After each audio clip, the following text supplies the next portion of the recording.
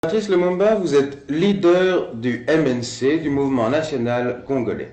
Quels sont les objectifs de ce mouvement? Nous poursuivons trois objectifs bien précis. Le premier objectif, c'est grouper tous les Congolais sans distinction des tribus, de race, de classe ou de religion en vue de réaliser l'unité nationale du pays.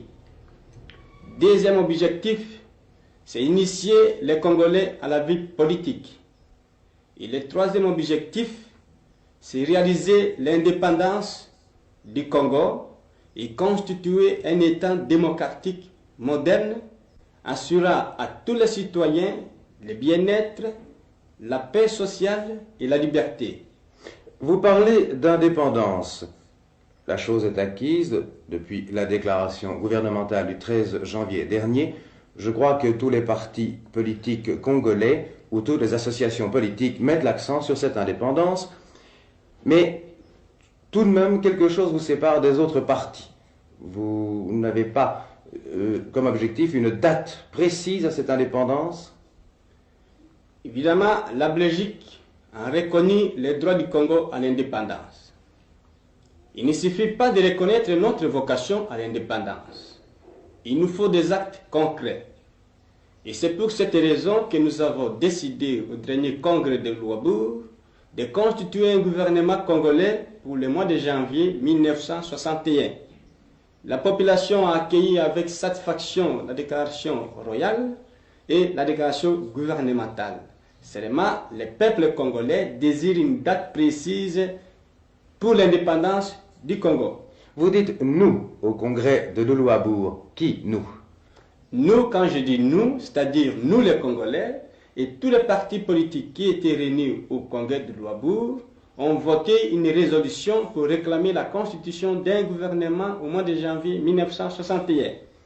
Et c'est-à-dire que votre objectif politique actuel est la constitution d'un parti unique au Congo, d'un parti national congolais?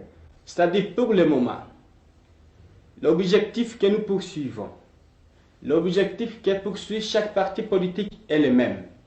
Cet objectif, c'est la libération du Congo du régime colonialiste. C'est l'émancipation totale du pays. C'est l'unification de toutes les couches de la population. Puisque l'objectif est le même, nous ne voyons aucune raison de division. Et c'est pour cela que nous avons constitué un front commun.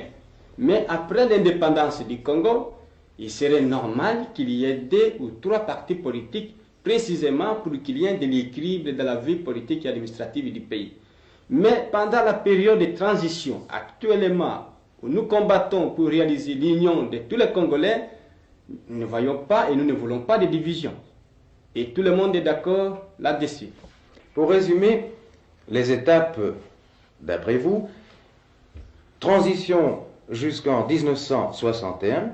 En 1961, premier gouvernement congolais qui peut-être proclamerait alors à ce moment-là l'indépendance, c'est cela? C'est évident parce que ce gouvernement, une fois constitué, le gouvernement qui sera l'émanation du peuple, c'est ce gouvernement qui décidera de l'indépendance totale ou des liens éventuels qu'il pourrait entretenir avec la Belgique. Trouverez-vous des hommes capables, suffisamment expérimentés pour constituer ce gouvernement? Nous avons certainement des hommes qui ont reçu une certaine expérience.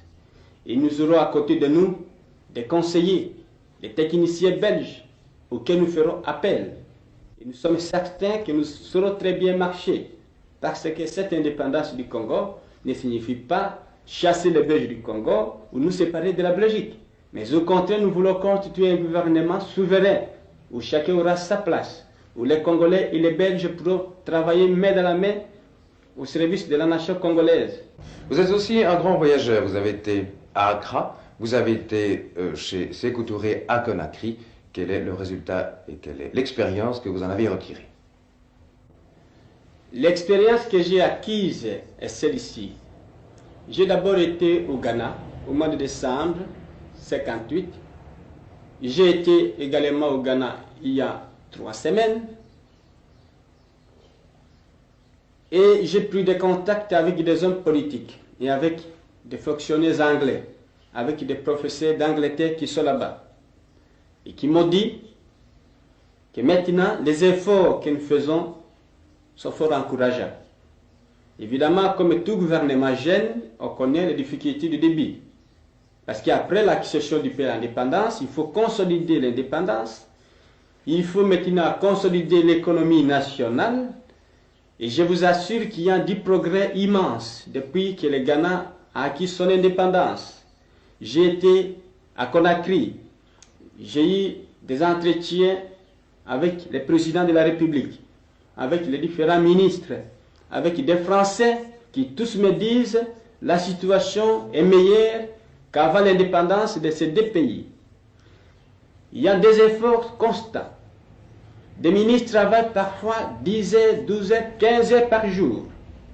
Des techniciens français et étrangers qui sont dans ces deux États se mettent à disposition du pays. On voit toute la population qui double d'activité. Il y a un fait significatif pour ce qui concerne la Guinée, c'est que les habitants ont voulu payer l'impôt, c'est-à-dire les impôts pour 60, ils ont voulu payer en 59 en disant nous aurons la honte de voir que notre gouvernement a des difficultés au point de vue financier. Et je pense que l'expérience de ces deux États, où on croyait peut-être qu'ils allaient rejeter l'Occident ou rejeter toute la collaboration, au contraire, ils ont fait appel aux Anglais, aux Français, qui sont revenus au pays. Et dans beaucoup de ministères, j'ai vu des demandes qui émanaient de plusieurs techniciens français et anglais qui demandaient de revenir au pays. Et je suis convaincu qu'en faisant la même expérience au Congo, nous pourrons sauver l'amitié entre la Belgique et le Congo, et entre les Belges qui sont installés au Congo et les nationaux.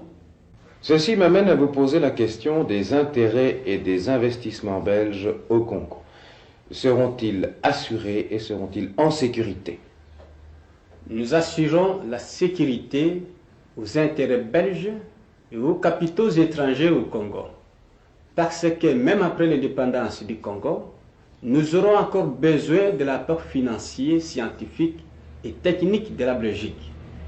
Et comme nous aurons besoin de ces capitaux, il est indispensable que le gouvernement congolais accorde toutes les garanties voulues à ces investissements étrangers. Et c'est notre souci, c'est notre préoccupation.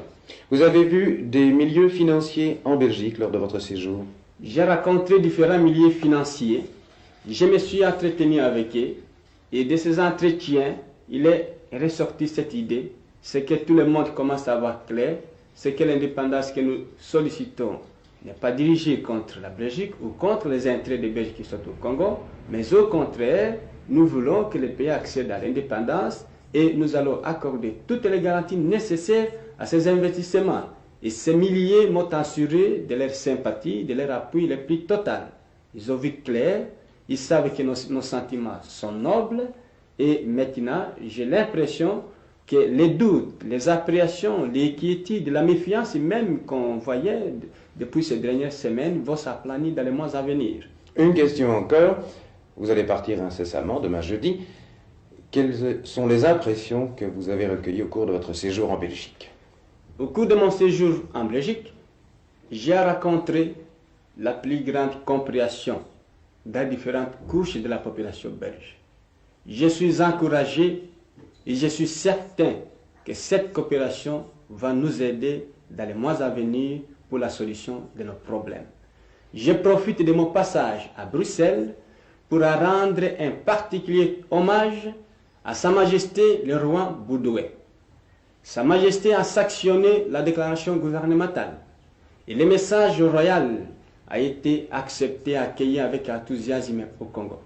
Si Léopold II est considéré comme le roi bâtisseur qui a permis à la Belgique d'avoir une colonie au Congo, Sa Majesté le roi Boudoué doit être considéré comme le roi libérateur qui aura permis au Congo d'obtenir son indépendance.